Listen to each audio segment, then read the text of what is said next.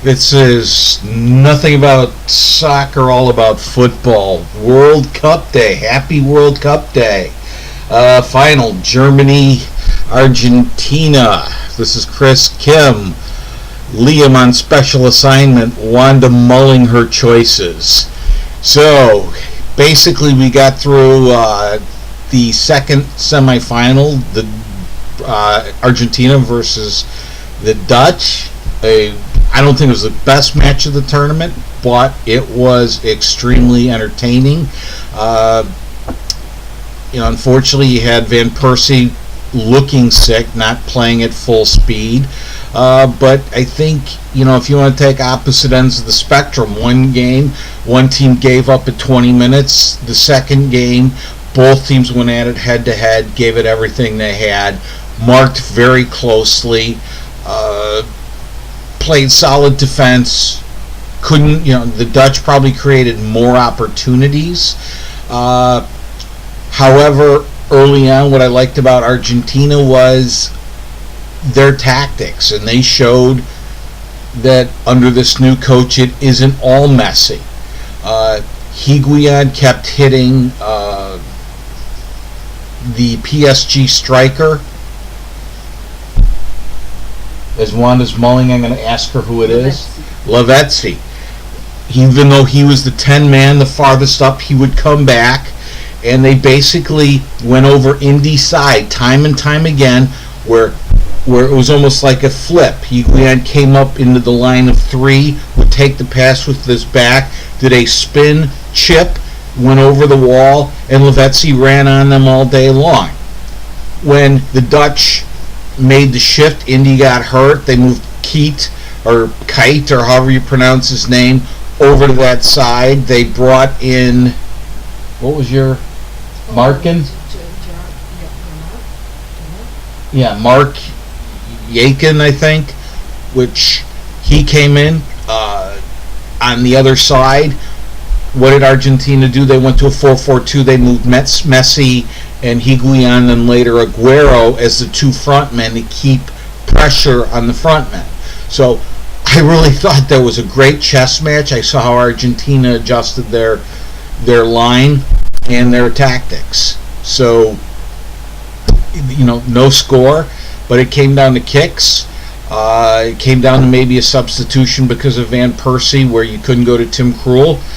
And Cecile, just good, solid keeper, but not on penalty kicks. Plays for, I believe, Ajax. Just couldn't make the stops. The Argentina goalie, who I still haven't seen catch a ball, made two big saves. One, the kick wasn't that good. The other wasn't bad from Schneider. And they won it. So, today, now that we're through the third, fourth place game, I won't comment on that because that just proved out that, people keep looking at Argentina, what's wrong. It doesn't matter. Basically, they need a heart transplant. So basically, I would start at the water boy up through the coach, maybe Neymar and Silva I have a message to the side. David Louise. Uh-oh. We have a message. There is no crying in football. That is true. So, we'll leave it at that. I would take those two to the side, and I would clean house everywhere else, including Scolari, who we now is known as the Pillsbury Doughboy, and Hulk, we believe, is the Stay Puft Marshmallow Man. So, now to the game. I'm going to make this pretty simple. Here's what I see. Argentina has suddenly come up to be tactically very strong, but the Dutch do not have the weapons the Germans have. So while Mascherano, while he was more of a midfielder, did play very defensive, was in Robben's shirt most of the game, and while Van Persie had both center defenders on him like a cheap suit, and every time Robben got a run, there were two Argentina defenders moving on him. again, their attack weapons were limited to that, and with Van Persie slower, and Huntelaar, who came in after for Van Persie, didn't really get anything going. Argentina marked very well. So the question is can they mark the same way on the Germans? Okay. The second question I have is Hummel. If Hummel cannot go and the Germans must go with Mertesacker, I believe that will open the Germans up to a lot of attack. I do not believe Mertesacker and Boateng can handle Messi and Higuain or Aguero up the middle.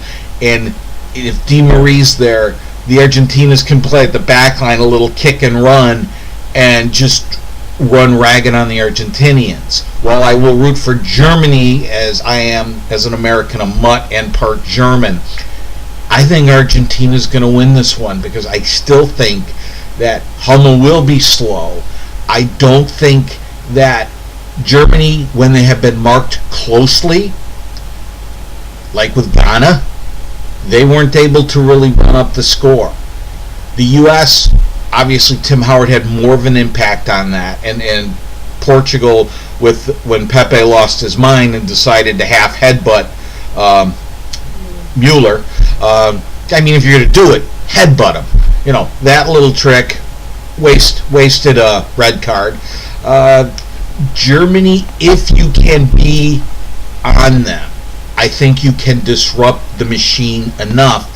And with the back line, where even with Lamb back there, if Hummels is slow, they won't be able to handle Messi. They will not be able to handle Higuain.